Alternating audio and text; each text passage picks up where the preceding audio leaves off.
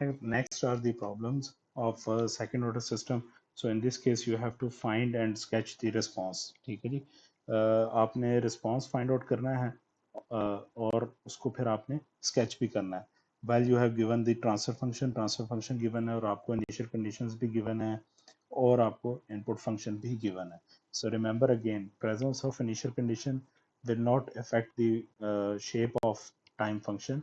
जो आपके रिस्पांस का स्केच है उसको जो उनसे अफेक्ट नहीं करेगा, सिर्फ initial condition, non zero initial conditions जो हैं वो एम्पलीट्यूड्स डिफरेंट करेंगी, कॉन्स्टेंट्स के एम्पलीट्यूड्स को डिफरेंट करेंगी, बाकी कोई फर्क नहीं पड़ेगा. सो फर्स्ट प्रॉब्लम में देखें तो ये आपके पास करेक्टरिस्टिक्स पोलिनोमियल है. तो इस करेक्टरिस्टिक्स पोलिनोमियल के जब आप क्वाड्रेटिक फार्मूला के थ्रू क्वाड्रेटिक रूट्स निकालेंगे या करेक्टरिस्टिक्स रूट्स निकालेंगे या पोलिनोमियल्स निकालेंगे, सो उसकी बेस पे आपको पता लगेगा. बेसिकली इसको देखते ही पता, पहली तो बात स्टेबिलिटी हमें यहाँ पे देखते ही पता लग जाती है. A1 भी पॉजिटिव है और A0 भी पॉजिटिव है, so that means this is a stable system. Okay, so stable system है क्योंकि इसके रूट्स दोनों जो सा रूट्स LHP में होंगे.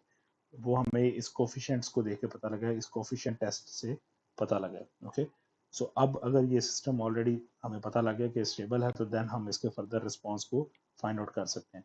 आर ऑफ टी हमने देखा यहाँ पे इनपुट जो सा वो 10 इंटू डेल्टा टी है.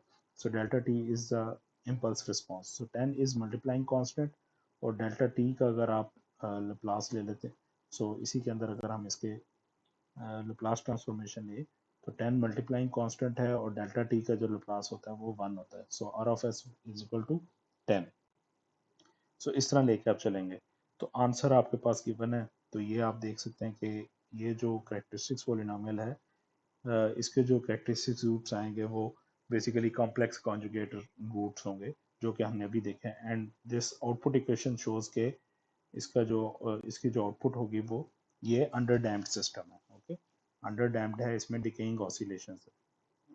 ठीक है जी, decay due to exponential function and oscillations due to sinusoidal function.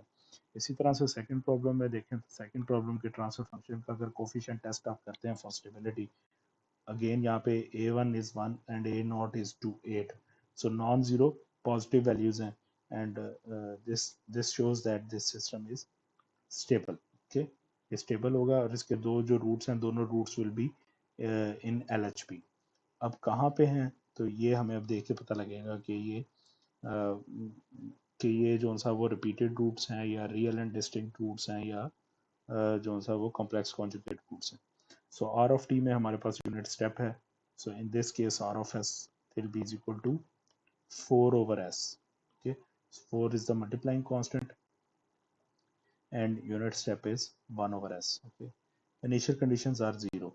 So in this case you only have to get take zero state response. Zero state step response आप यहाँ पे इसका लेंगे. ठीक है जी.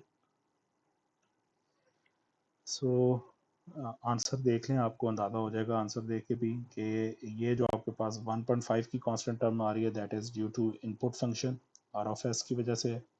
और इसी तरह से a e raise to power minus a t cos b t plus theta की जो फॉर्म आ रही है डिकेइंग एक्सपोनेंशियल है. And decaying exponential means decaying sinusoid means decaying sinusoidal है मींस कि ये अंडर डैम्प्ड सिस्टम है. ओके, सो इसके भी जो पेयर्स बनेंगे वो भी कॉम्प्लेक्स कॉन्जुगेट पेयर्स होंगे.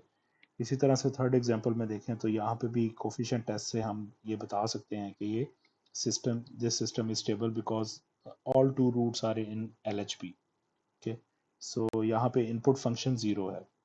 तो ये एक अनदर केस हमारे पास जिस तरह से हमने केसेस देखे हैं पीछे ग्रैंड इक्वेशन के साथ. तो ग्रैंड इक्वेशन में ये जो सा वो सेकंड केस है, सॉरी थर्ड केस है. सो जिसमें जो सा वो इनिशियल जो R of S is 0. So input function 0 हो गया है और इनिशियल कंडीशंस आप देख रहे हैं कि ये नॉन जीरो हैं, they are not equal to 0.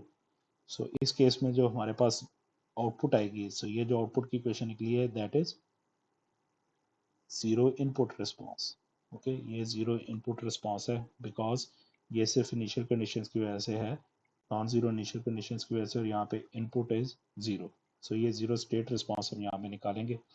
और ये आंसर को देख के पता लग रहा है कि देख रहे हैं आपके हमारे पास ये रिपीटेड रूट्स हैं. तो s is equal to -2 and -2। So ये दो रूट्स इसके यहाँ पे बनेंगे। सो एक फैक्टर की वजह से e raise to power -2t और दूसरे फैक्टर की वजह से t e raise to power -2t। So this system has basically repeated roots और यहाँ पे ये हमारे पास क्या होगा, ये critically damped roots, real and repeated roots हैं। So this will be basically critically damped response. ठीक है जी। सो ये बेसिकली क्रिटिकली डैम्प्ड होगा। सो थोड़ा सा राइज करेगा और उसके बाद डैम्प हो जाएगा। ठीक है जी। सो इस तरह से हमारे पास जो सा वो इन प्रॉब्लम्स डिफरेंट सिनेरियोज आप इनके अंदर देखेंगे।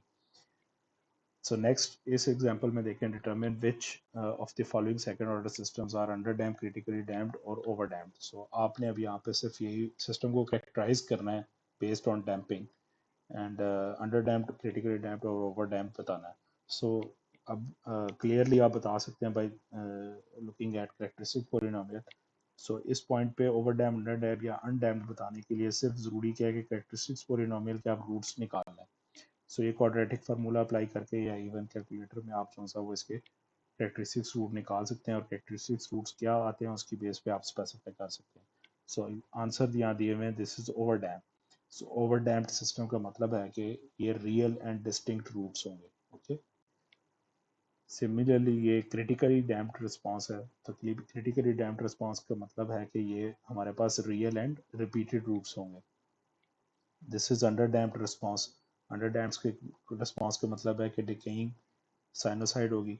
सो in this case that means के कैरेक्टरिस्टिक्स रूट्स यहाँ पे कॉम्प्लेक्स कॉन्जुगेट रूट्स होंगे और same is the case for part D and E also. Okay, so in all these three parts the characteristics roots are complex conjugate roots. That's why this system is underdamped system, and underdamped system means कि इसका जो response होगा वो a e raise power minus a t cos b t plus theta होगा।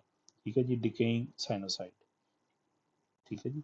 तो critically damped के अंदर हमने देखा है कि ये बेसिकली क्या होगा, ई raise power minus a t plus T E raise power minus a T, इस तरह का रिस्पॉन्स होगा, टाइम का फैक्टर आ जाएगा।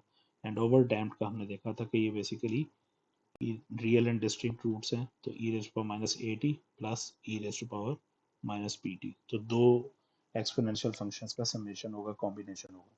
सो that's how you will solve these problems.